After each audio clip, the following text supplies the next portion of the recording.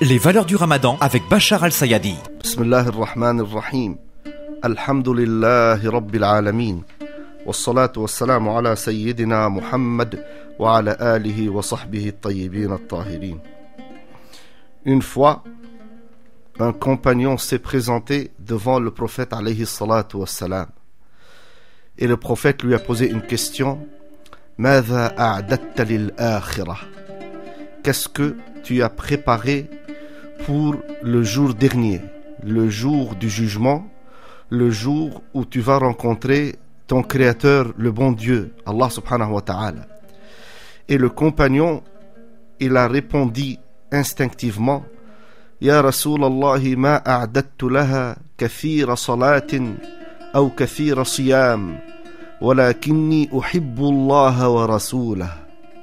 فقال له رسول الله صلى الله عليه وسلم أنت مع من أحببت. Ce compagnon, il a dit au prophète, je ne me suis pas trop préparé au niveau du jeûne et au niveau des prières. Bien évidemment, le compagnon, il voulait dire qu'il n'a pas fait trop de jeûnes surérogatoires, pas le jeûne du mois de Ramadan, et pas trop de prières surérogatoires, il ne parlait pas des 5 prières obligatoires. Il disait donc j'étais pas au top au niveau des actes surérogatoires, mais j'aime Allah et j'aime son prophète. Et Muhammad sallallahu alayhi wa sallam a annoncé une très belle nouvelle à ce compagnon en lui disant Anta ma'man ahbabt. Tu seras le jour dernier avec celui qui t'aime, avec celui que t'aime, avec le prophète sallallahu alayhi wa sallam.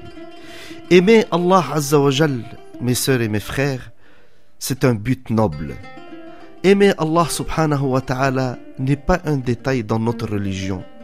Et dans cela, Allah Azza wa Jal nous dit dans le Coran وَمِنَ النَّاسِ مَنْ يَتَّخِذُ مِنْ دُونِ اللَّهِ أَنْدَادًا يُحِبُّونَهُمْ كَحُبِّ اللَّهِ وَالَّذِينَ آمَنُوا أَشَدُّ حُبًّا لِلَّهِ.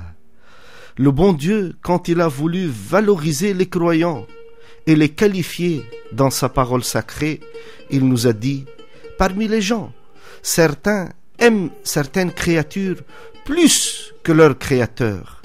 Et les croyants, les serviteurs, les fidèles, sont les plus ardents dans l'amour d'Allah Azza wa Jal. Pourquoi aimer Allah subhanahu wa ta'ala? Parce que Allah, il mérite d'être aimé. Et le prophète sallallahu alayhi wa sallam, il nous a appris comment travailler sur soi, quel effort faire pour que l'amour d'Allah Azza wa Jal ne soit pas seulement une parole prononcée, mais que ça soit un sentiment et une émotion à l'intérieur de chacun de nous. Dans cela, Muhammad sallallahu alayhi wa sallam a dit Ahibbullah lima yaghzukum min ni'amihi. Aimez Allah en regardant vraiment ses grâces, ses bienfaits, tout ce qu'il donne.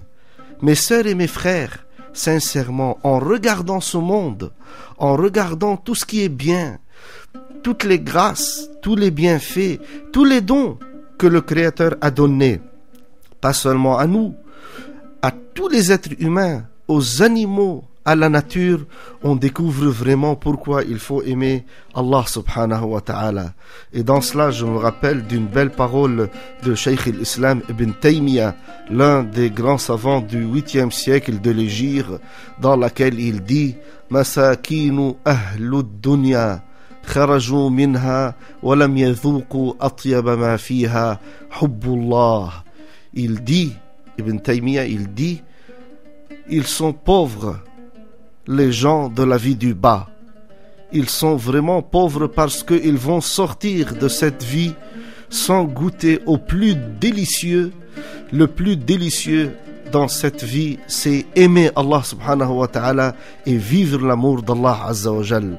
J'espère que le mois de Ramadan soit un mois béni où on va profiter de travailler chacun sur soi pour améliorer ses sentiments, ses émotions et son amour d'Allah Azza wa Jal. أقول قولي هذا وأستغفر الله العظيم لي ولكم فاستغفروه وتوبوا إليه وصلى الله وسلم وبارك على سيدنا محمد وعلى آله وصحبه أجمعين. Et je profite de la fin de cette chronique pour vous inciter à donner, pour la mosquée de Rouen Al-Kawthar qui va faire des travaux d'élargissement parce que vraiment on est très serré à la mosquée, donc on a besoin, Inch'Allah, de vos efforts et de votre générosité. Wa barakallahu fikum.